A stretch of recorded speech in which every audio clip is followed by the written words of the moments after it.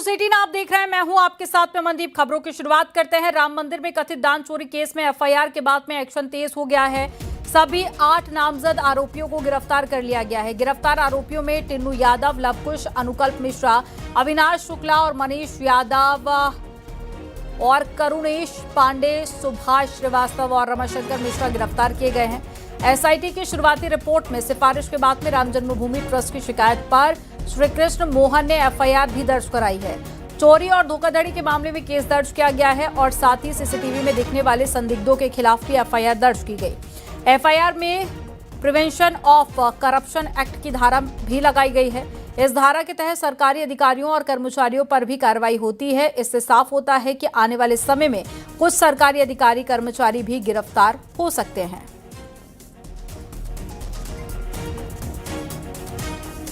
में 8 नामजद आरोपियों समेत अन्य ज्ञात के खिलाफ अयोध्या की राम जन्मभूमि कोतवाली में एफआईआर दर्ज। गबन, चोरी, धोखाधड़ी, आपराधिक साजिश की धाराओं में ये एफआईआर दर्ज हुई है। इस एफआईआर में अनुकल्प मिश्रा, लवकुश मिश्रा, रामशंकर यादव उर्फ टिन्नू, मनीष यादव, करुणेश पांडे, अविनाश शुक्ला, रमाशंकर मिश्रा को आरोपी बनाया गया है और इन सब के ऊपर रखा गया है सुभाष श्रीवास्तव गणना का इंचार्ज था। सुभाष श्रीवास्तव, टिन्नू यादव, अनुकल्प मिश्रा ये सब मिलते हैं, एक साजिश रचते हैं और वहां चढ़ावा गिनने की प्रक्रिया में अपने लोगों को शामिल करवाया जाता है। टिन्नू यादव अपने भतीजे मनीष यादव को उस टीम में शामिल करता है तो अनुकल्प मिश्रा अपने रिश्तेदार लवकुश मिश्रा को उस टीम में शामिल करता है। एसआईटी जांच के दौरान तमाम ऐसे सीसीटीवी फुटेज मिले हैं जिसमें ये लोग रकम चुराते हुए दिखे हैं। एसआईटी जांच में इस बात का खुलासा हुआ है कि बीते 2-3 साल में करीब 1.5 से 2 करोड़ रुपए चुराए गए हैं। कैमरामैन गोपीगिरी के साथ ऋषभ मणि त्रिपाठी, न्यूज 18, लखनऊ। राम मंदिर में कथित चोरी मामले में मुकदमा दर्ज होने के बाद में अयोध्या संतों ने क्या कुछ कहा है, आपको सुनाते हैं। तो प्राथमिकी दर्ज हुई और जो एसआईटी का रिपोर्ट गया है, हमको लगता है उसी के आधार पर ये लोग दोषी सिद्ध हुए हैं और इसीलिए इनके ऊपर इस तरह का मुकदमा दर्ज किया गया है। मुकदमा दर्ज करके एसआईटी का जो रिपोर्ट है उसको सार्वजनिक करते हुए इन लोगों के ऊपर कठोरतम कार्रवाई की जाए, जिससे भविष्य में दूसरा कोई भगवान के और सनातनियों के आस्था के साथ इस तरह से खिलवाड़ न कर सके। जिन लोगों के ऊपर मुकदमा पंजीकृत हुआ है, जो लोग इसमें अभी तक अपराधी घोषित हुए हैं, वो सारे के सारे सपाई हैं, समाजवादी पार्टी से जुड़े रहे हैं और तभी हम लोगों को बड़ा आश्चर्य हो रहा था कि इतना बड़ा श्री राम मंदिर में कांड हो गया और किसी को भनक तक नहीं लगी। और सबसे पहले अखिलेश यादव का बयान आ रहा है, क्या बात है। ये तो जब अभी एफआईआर दर्ज हुई, जब उन लोगों की छानबीन हुई, तब पता लगा कि जितने सपाई थे वहाँ घुसे थे, यही चोरी करने वाले हैं, यही बताने वाले हैं, यही ट्रस्ट को, ट्रस्टियों को, राम मंदिर को बदनाम करने वाले हैं। पूज्य योगी आदित्यनाथ जी ने कहा था कि किसी प्रकार का कोई दोषी बख्शे नहीं जाएंगे, चाहे वह जो भी दोषी होगा। निश्चित रूप से मुझे विश्वास है और भरोसा है कि एक भी दोषी बख्शे नहीं जाएंगे। सारे दोषियों के ऊपर कार्रवाई होगी और त्वरित कार्रवाई होगी। मैं तो यह सरकार से मांग करूंगा कि फास्ट ट्रैक कोर्ट में मुकदमा चला करके इन दोषियों के ऊपर त्वरित कार्रवाई करके सजा देना। शासन प्रशासन मुस्तैद है। कहीं न कहीं वो चाहते हैं कि जो भी आरोपी है उसकी निष्पक्षता से जांच हो और जो आरोप लगे हैं, तो मुझे पूरा विश्वास है कि जब एफआईआर हो गया तो जांच इसमें दूध का दूध पानी का पानी होगा। जो भी वहाँ पे राम मंदिर पे अनियमितता किया होगा, जिन लोगों ने चोरी किया होगा, वो कोई भी बचने वाले नहीं है। कठोर से कठोर सजा दिया जाए।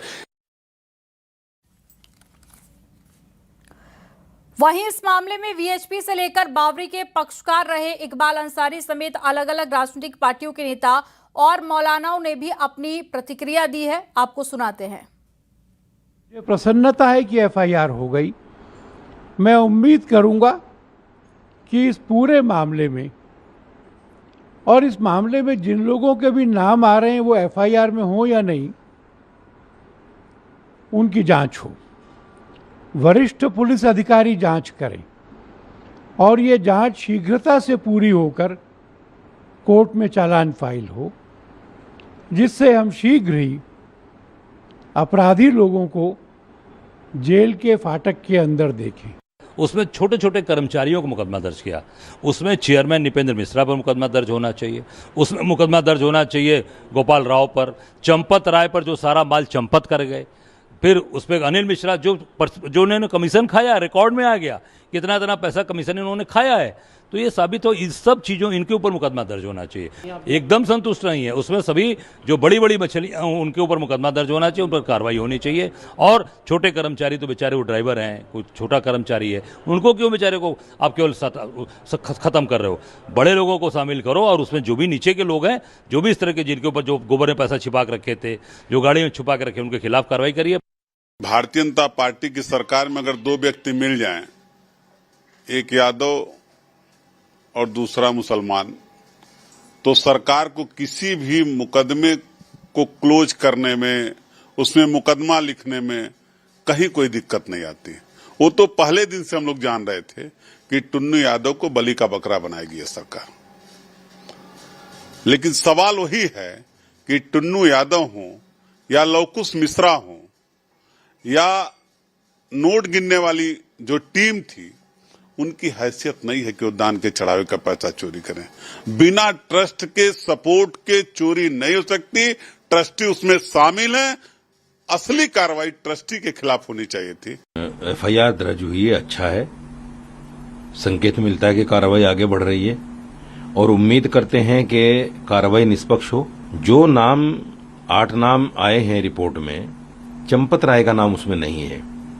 और ये चंपत राय वो चंपत राय हैं कि जब रथ यात्रा निकली थी राम मंदिर में बाबरी मस्जिद को ढाने के लिए, तो उस वक्त भी 1400 करोड़ रुपया इकट्ठा हुआ था। उस वक्त भी चंपत राय का नाम आया था उसमें।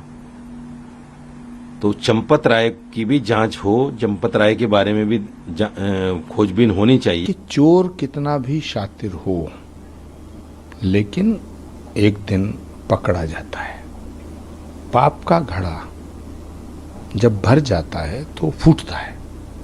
भगवान राम के मंदिर से चोरी करने का अपराध